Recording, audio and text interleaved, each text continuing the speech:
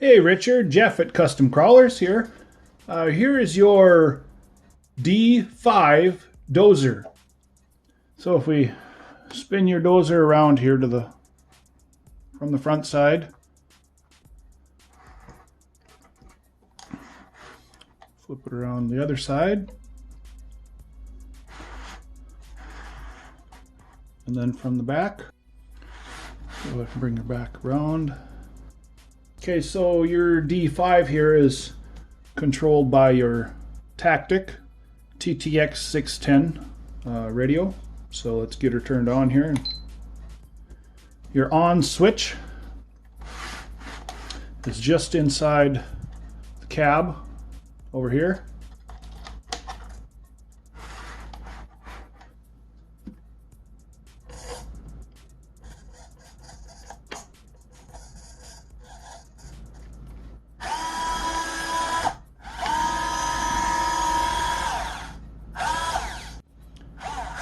Now I've left the center pieces out here. So far on all the D5s that I've done, I have not put those into place. Left that up to the customer.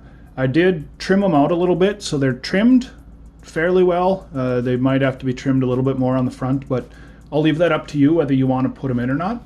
So as far as your controls go on your dozer here, your left stick is your blade movement, up and down. Now it's proportional, so wherever you let her hang out, that's where it's going to stay.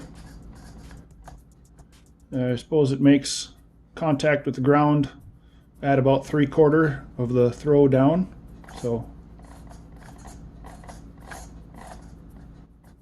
now as far as your track drives, they're controlled by your left stick here. On these D5s that I have done, they're just, the servos are running directly off of the receiver. Now there's this channel, or this radio doesn't have any mixers or anything on it, so when you go to drive forward or drive reverse, you're actually going to be, it's diagonal. And then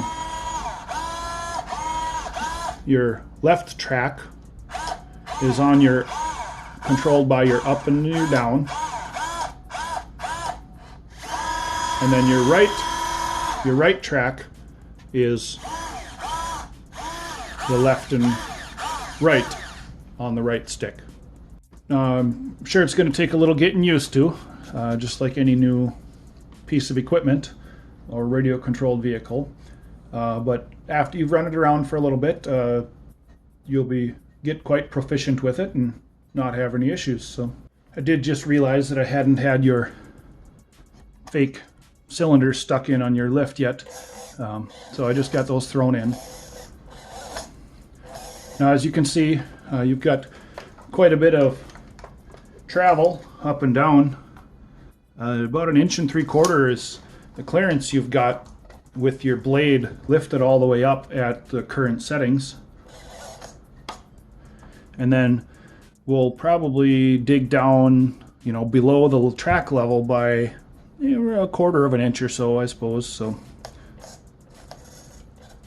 now your dozer is set up with some body clips that are holding your blade into place. So if we pull those body clips out, you can rotate your blade either way and then throw back in your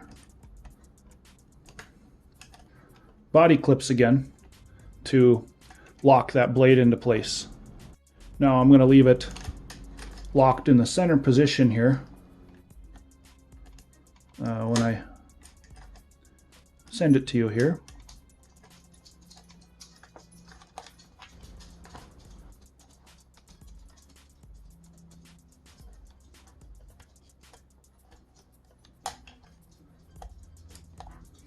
Okay, it's locked in the center position. Now your unit does have a ProTech 2000 milliamp 2-cell LiPo in here. It's 7.4 volts. So it should provide you with a rather long runtime on it. It does come time to charge your unit.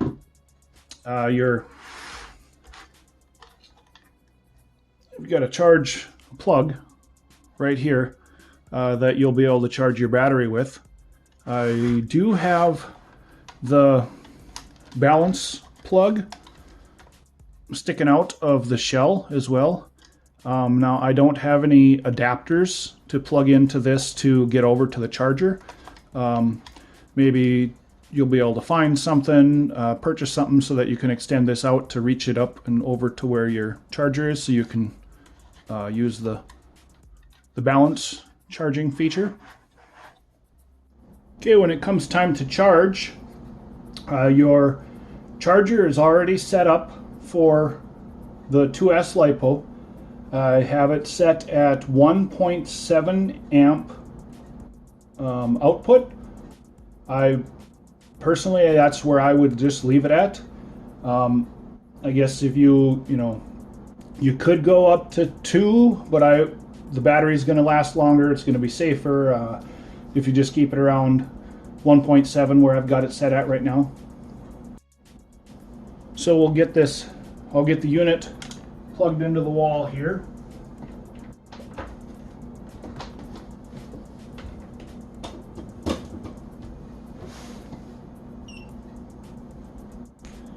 Okay, so let's come on into the charger. As soon as you plug it into the wall, shows that it's got no battery on it.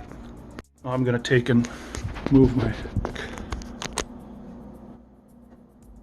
Okay, so now with the unit plugged in, if we plug in our battery,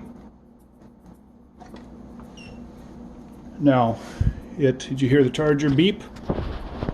So it should say now that it's ready. In order to start charging, you just hit the mode button. It says charging. It's going to ask you to confirm that it is a 2-cell LiPo. You hit enter. And you just let her run until it stops, and then unplug the battery and you're good to go again. The charger does show some readouts of the amperage, so it'll start out at the 1.7 that I have it set at, and as it gets closer to its peak charge, that's going to slowly go down and go down and go down. So Richard, that about sums up all the features on your little D5 here. The TTX 610 radio is a 6-channel radio, and currently we're only using 3 of the channels. One for the left track drive, one for the right track drive, and then one for the blade lift up and down. So you've got 3 channels that you could do something else with if you wanted to down the road. Now, if you have any questions on your model, be sure to send us an email at products@customcrawlerz.com.